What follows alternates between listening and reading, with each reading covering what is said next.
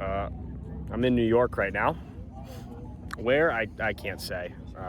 I can't say where I'm at, but that's not going to stop me from making a review. Because the other day I went and saw One Night Only. It's the newest kind of rom-com that's out right now. And it was bad.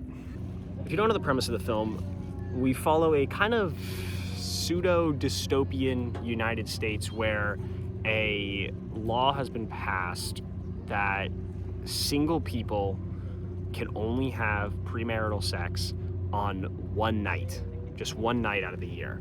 Other than that, it is illegal to have premarital sex. Only married people can have sex every day of the year. Single people can only have it once. So it's this huge deal to find someone that night and hook up with people. I think it's an interesting idea. I don't think it's explored very well, though. It's very surface level in this film, because when you stop and think about it for maybe 20 minutes, you start to realize this law would have massive repercussions in the real world. It would not be this kind of cute, fun night. This would be a very terrifying night for a lot of people. I was discussing with my girlfriend because she also saw it. She brought up a really good point. Police stations would be flooded with sexual assault and rape crimes, just like sex crimes in general, because people would be feral this night. This would be a very dangerous night for a lot of people. Instead, they go into movies are filming this night because everyone's busy, so there's no paparazzi. They go into stuff like that, and it's I feel like that's not what we should be focusing on. You could be going into much deeper stuff on this. And honestly, I feel like they picked the wrong genre, because again, if you're doing a night like this should be not a cute, fun film. This could be a film that could be dark and a very sick film.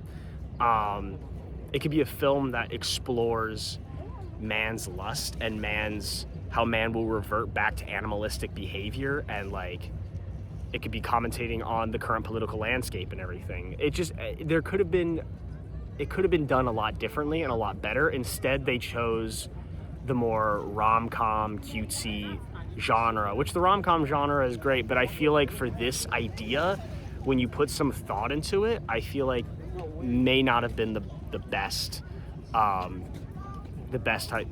genre for this idea. I feel like this should have been a more dramatic film, because again, when you put some thought into it, it starts to become not a very cute idea. There's a scene where they go to this kind of exclusive party.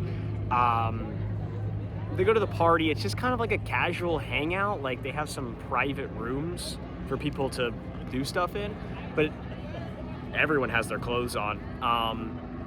If this was real life, if that movie was set in real life, when they got to that party, no one would have their clothes on.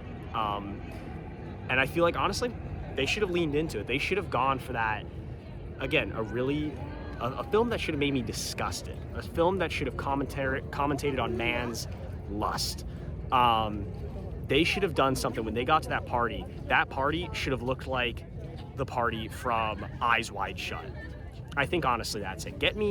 I know he's dead, but get me Stanley Kubrick to direct this film. He'll make an actual sick and twisted film. I think actually that would be perfect. That could save the idea of this film. If they really leaned into the grit and filthiness that this world could be with this law in place, I feel like that would have very much elevated the film. But they just kind of chose a very easy, basic story, which sucks at the end of the day. There's a helicopter. But moving on from just the overall idea and plot of the film, let's talk about characters. I feel like our characters really lacked chemistry. I didn't really feel what I was supposed to feel for them. They just they were boring and they were forgettable.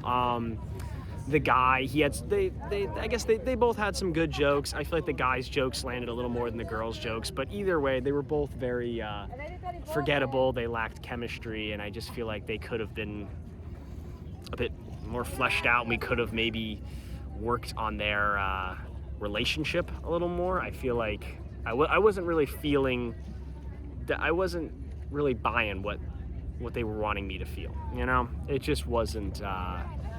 You know, it's not like 10 Things I Hate About You. It's not like When Harry Met Sally. It's not. You're not really rooting for these people or anything. You're just kind of like, I mean, if they get together, they get together. It's what it is. You know.